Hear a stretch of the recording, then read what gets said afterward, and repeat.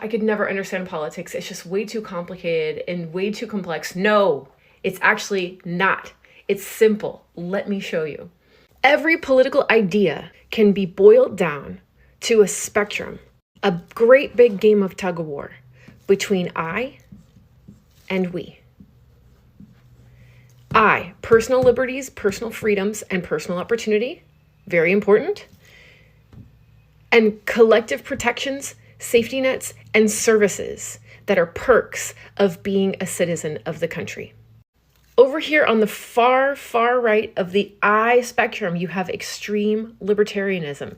It's only me. I'm not going to pay taxes. I want everybody to leave me alone. I want everything to be privatized. I want no public schools, no public libraries. Everything boils down to the individual. And over here on the we side, you have total governmental control. Government owns everything, and there's no individual liberty, individual freedom. Every country decides where they fall along this spectrum in the tug of war. Some countries decide they want full governmental control, and individual identity starts breaking down because the government owns and controls everything. On this extreme, corporations run everything, and the government has no oversight or accountability of corporations. They do whatever they want. They dump toxins into rivers. They abuse their workers. This is full corporation control. This is full governmental control. Here's where it gets really interesting. If you were to draw a line of human suffering, it would look like this. On this extreme, no personal opportunity, governmental control, and no personal freedom. High human suffering. You can be thrown in jail for speaking your mind. On this extreme, you have people being homeless because of medical debt. You have people chained to educational debt. You have no health insurance. You have no social safety net. You have no food stamps.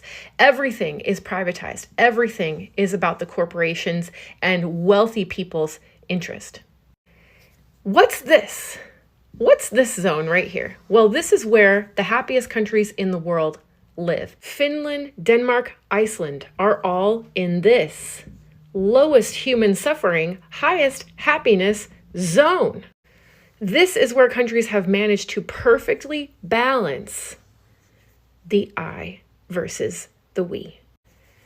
Strong personal initiative, strong business opportunities, strong economy, strong personal freedom and rights, with very strong social support systems and safety nets. That means nobody is hungry, nobody is homeless, they have low mass incarceration, they have low rates of violence, they have high rates of education because they've invested in their people, both the we and the I.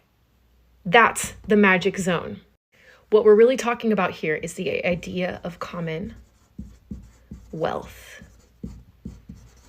It's both. It's a balance. So where does the United States fall in this? We have some programs like Social Security, right? And we have Obamacare. So we've got a little bit of this, but we tend to fall right here. Corporations have a lot of power in our society. They do not want governmental control because it will mean lower profits. That's supposed to be an arrow. Just ignore that. American corporations are extremely powerful because we have not busted monopolies. We have not passed high corporate regulations. We have low taxes compared to the rest of the world, right? Corporations want to keep their money. So they are going to spend lots of dollars to try to convince the American people that it's bad to go this way on the spectrum. It's bad. We do not want corporate oversight. We do not want environmental protections. Don't go here. Oh, look away. Look away. And what you'll see is in the American political system, the Republican Party currently, in the current version of the Republican Party, wants to keep us over here. So they're going to actually be saying things that are like, ooh, let's stay in this zone. Oh, if Kamala gets elected, you're going to go to jail for speaking your mind on Twitter. The Democrats are trying to pull us this direction. And anytime they try to pull us this direction into happiness zone, Republicans go, no, we're going to be communist. We're going to lose everything. But guess who's paying for that? Guess who's paying for that fear of going to happiness zone. Who's paying for that? Corporations are paying billions of dollars lobbying Congress to keep us here because that's where they make ungodly amounts of money. That's where you get a growing divide between rich people and poor people.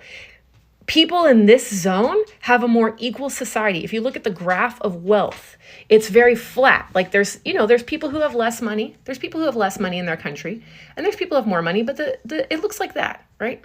It looks like that. So this is, poor people and this is rich people. And there's differences, right? There's differences in economic wealth and things like that, but it's flat. There's not people just falling off the map, and there's not people who are like richer than God.